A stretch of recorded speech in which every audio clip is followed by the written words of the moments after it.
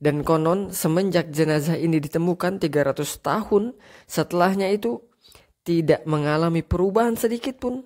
Maka apa yang dilakukan oleh Abu Musa al-Asy'ari ketika itu? Dia mengirim surat kepada Umar ibn Khattab meminta arahan, dan Umar ibn Khattab mengerahkan arahannya, memberikan arahannya agar mereka di siang hari menggali 13 lubang kuburan.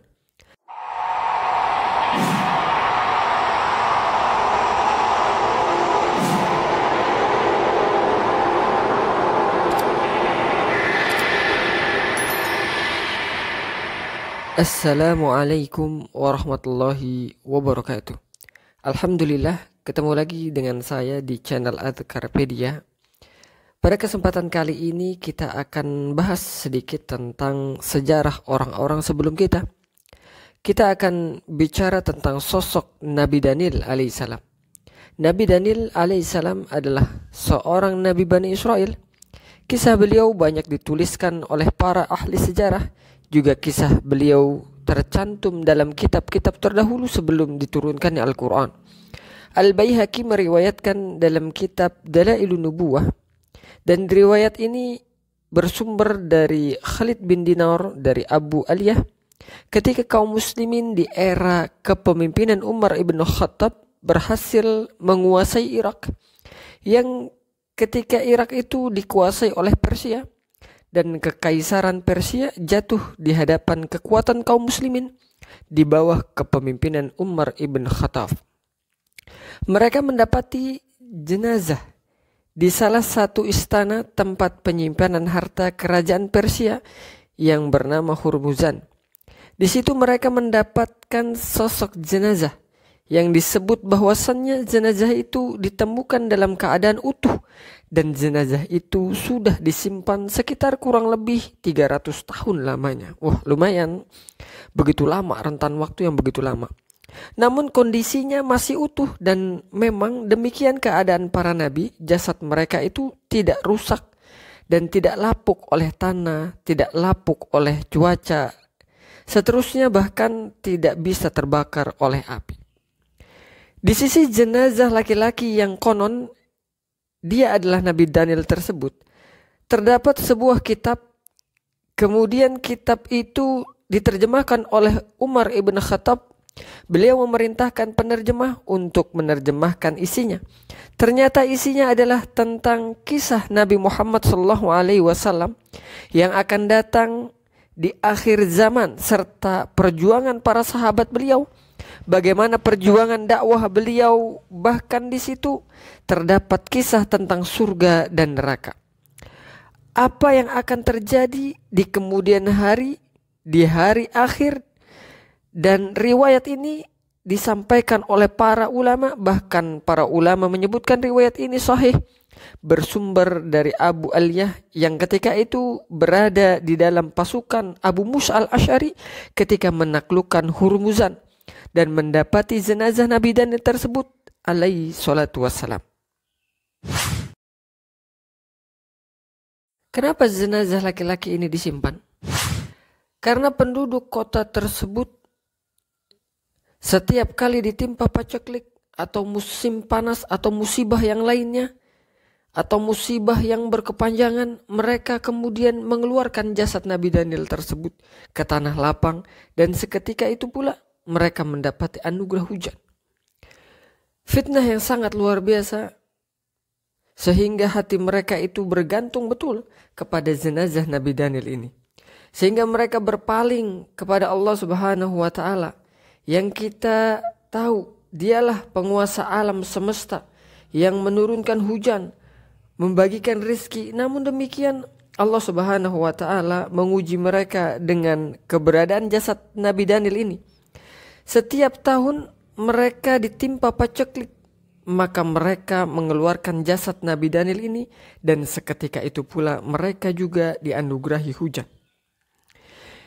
Itu yang menyebabkan mereka menyimpan jasad ini, dan konon semenjak jenazah ini ditemukan 300 tahun setelahnya itu tidak mengalami perubahan sedikit pun. Maka apa yang dilakukan oleh Abu Musa al-Asy'ari ketika itu? dia mengirim surat kepada Umar ibn Khattab meminta arahan, dan Umar ibn Khattab mengerahkan arahannya, memberikan arahannya agar mereka di siang hari menggali 13 lubang kuburan. Dan Umar memerintahkan kepada mereka berdua agar menguburkan jasad itu ke lubang kuburan di tengah malam tanpa sepengetahuan siapapun juga. Kemudian 13 lubang itu diratakan dengan tanah agar tidak ada seorang pun yang mengetahui lokasi jasad Nabi Daniel tersebut. Sehingga di kemudian hari kekhawatiran akan munculnya pengagungan yang mengarah kepada kesyirikan, peribadatan kepada selain Allah, kepada kuburan Nabi Daniel tersebut. Kekhawatiran tersebut bisa hilang karena di mana lokasi jasad Nabi Daniel itu tidak diketahui, dan para sahabat melakukan ini untuk menutupi semua pintu-pintu fitnah.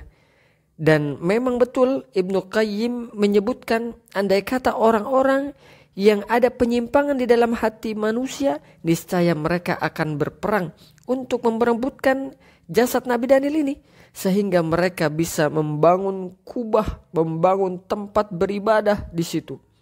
Dan syukurlah Umar ibn Khattab sangat memahami hal ini, menutup pintu-pintu yang bisa menjerumuskan umat kepada kesyirikan. Beliau memerintahkan untuk menguburkan jasad secara rahasia, dan para sahabat betapa sangat memahami sekecil apapun celah yang bisa mengantarkan seseorang kepada kesyirikan. Karena bergantungnya hati kepada selain Allah Subhanahu wa Ta'ala kepada makhluk itu sangat berbahaya dan bisa membatalkan keimanan dan juga tauhid. Menurut Ibnu Katsir di dalam kitab Bidayah wa Nihayah menceritakan yang kata beliau derajat riwayat ini hasan dari Abid Dunya, kisah tentang Daniel ketika ia dilahirkan. Konon Abu Burdah bin Abi Mush al-Ash'ari, kita ketahui Abu Burdah ini adalah putranya Abu Mush al-Ash'ari. Konon Abu Burdah diketahui menggunakan sebuah cincin yang terdapat sketsa 2 ekor singa yang menjilati seorang anak kecil. Ketika ditanya kepada Abu Burdah bin Abi Mush al-Ash'ari, dari mana engkau mendapati cincin ini? Beliau menceritakan bahwa cincin ini didapatkan dari ayahnya Abu Mush al-Ash'ari. Ia mendapatkan cincin ini dari jenazah laki-laki yang konon namanya Daniel. Beliau mengambil cincin ketika menguburkan jasad Nabi Daniel tersebut.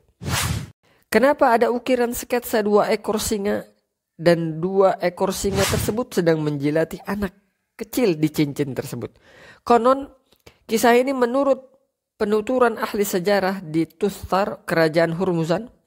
Dulu ada seorang paranormal ya, atau dukun ya, paranormal atau dukun yang biasa kita ketahui di zaman sekarang itu dukun lah, yang membisikkan raja di Hurmuzan atau Irak Persia bahwasannya kerajaanmu kelak akan dihancurkan atau ditaklukkan oleh seorang laki-laki yang akan lahir pada malam tertentu, yang pada suatu malam disebutkan tanggalnya dan seterusnya.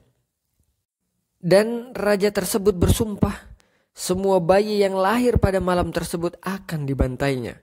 Benar saja, dia melakukan pembantaian, namun dengan takdir Allah Subhanahu wa Ta'ala dan penjagaan Allah Subhanahu wa Ta'ala, konon Daniel diselamatkan oleh beberapa orang.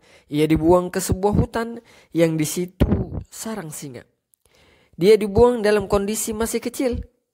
Dia berada di sekumpulan singa, kemudian 2 ekor singa mendatanginya dan menjilatinya, dan justru tidak memakannya.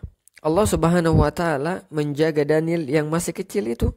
Ketika itu keesokan harinya Daniel ini dicari oleh keluarganya dan didapati oleh ibunya telah dijilati oleh 2 ekor singa dan dijaga oleh 2 ekor singa itu. Kisah tersebut kemudian senantiasa diingat oleh Daniel, maka dia membuat cincin dan dia mengukir sketsa kejadian di mana Allah Subhanahu wa Ta'ala menyelamatkan dia ketika dia masih kecil. Kenapa alasannya? Agar dia selalu bisa mengingat nikmat Allah Subhanahu wa taala, bagaimana Allah menyelamatkan dia setiap kali dia ingat nikmat Allah Subhanahu wa taala, sehingga dia selalu bersyukur kepada Allah Subhanahu wa taala. Konon beliau hidup di era pemerintahan atau kekuasaan Raja Bakhtanasor atau Bukhtanasor. Kalau yang biasa dalam bahasa Latinnya dikenal dengan Nebukadnezar. Seorang penguasa dan raja yang konon hidup di antara tahun 605 sampai dengan 562 sebelum Masehi. Ya, lumayan agak jauh.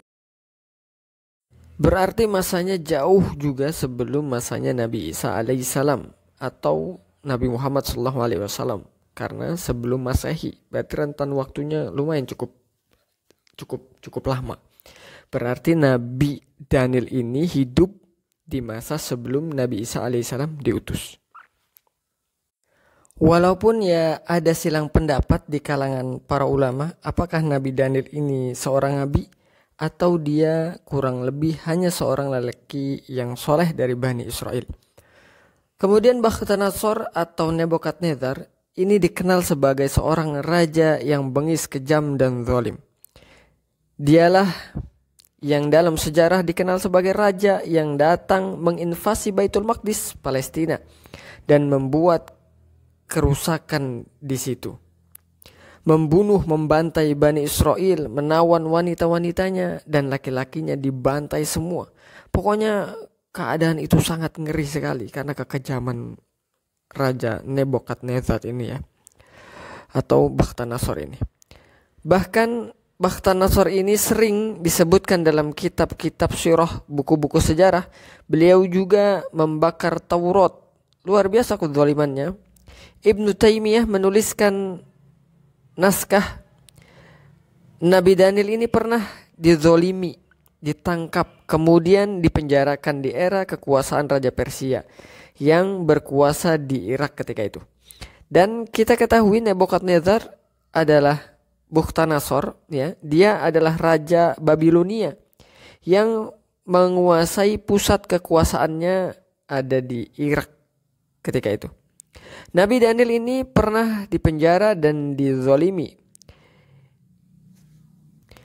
Di dalam sebuah ungkapannya sebagaimana dinukil oleh Ibnu Taimiyah, beliau mengatakan yang kurang lebih artinya, intinya kalimat itu dalam bahasa Arab ya, ini saya terjemahkan saja. Intinya kalimat ini maknanya adalah, engkau akan mendapati kerajaanmu wahai raja yang zalim akan ditenggelamkan oleh Allah Azza wa Jalla berkat perintah dari seorang nabi akhir zaman yang bernama Muhammad sallallahu alaihi wasallam. Secara eksplisit Nabi Daniel menyebutkan nama Nabi Muhammad sallallahu alaihi wasallam. Kemudian dalam kitab yang sama, Jawabus Sahih, Ibnu Taimiyah menuliskan Nabi Daniel pernah memberikan 2 bisyarah nubuah tentang kedatangan 2 orang nabi, dan ini kabar gembira bagi Bani Israel. Yang dimaksud adalah Nabi Isa alaihissalam dan kemudian membawa Injil. Kemudian ada Nabi Muhammad sallallahu alaihi wasallam membawa Al-Quran. Inilah kabar gembira bagi Bani Israel. Maka kita bisa simpulkan bahwa pendapat yang rojih atau lebih kuat terkait sosok Nabi Daniel ini, beliau adalah seorang nabi, salah satu nabi dari kalangan Bani Israel. Dan kita ketahui bahwa Bani Israel itu dianugerahi oleh Allah Subhanahu wa taala banyak para nabi ya. Jadi banyak para nabi itu diutus dari kalangan Bani Israel. Kemudian dari kisah ini kita bisa mengetahui kebenaran sabda Rasulullah SAW yang menyebutkan bahwasannya jasad para nabi itu tidak akan lekang, tidak akan dimakan oleh tanah, karena terbukti pada jenazah Nabi Daniel.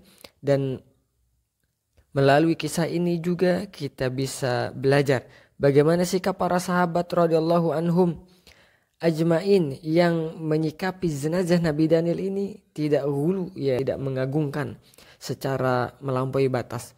Para sahabat sangat memahami hal ini. Semulia-mulianya seorang nabi, ia tetap seorang nabi juga, hamba Allah Subhanahu wa ta'ala yang tidak boleh dikultuskan.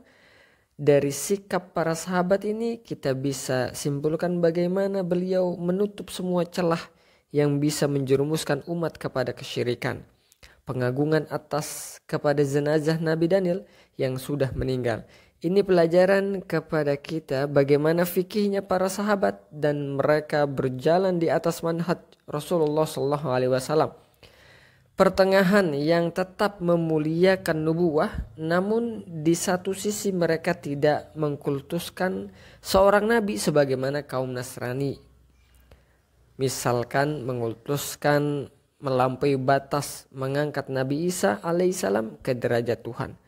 Bagi teman-teman yang ingin menambah wawasan terkait kisah Nabi Daniel ini, bisa baca di antaranya adalah kitab Sirah Ibnu Ishaq ya. Kemudian Tarikh Baghdad juga ada, kemudian Tarikh Damaski, kemudian dalam kitabnya Az-Zahabi yaitu Syiar A'lam An-Nubala, dan juga Bidayah wa Nihayah karya Ibnu Katsir rahimahullahu taala. Ini yang bisa kami sampaikan sekelumit kisah tentang Nabi Daniel, semoga bisa menambah wawasan kita.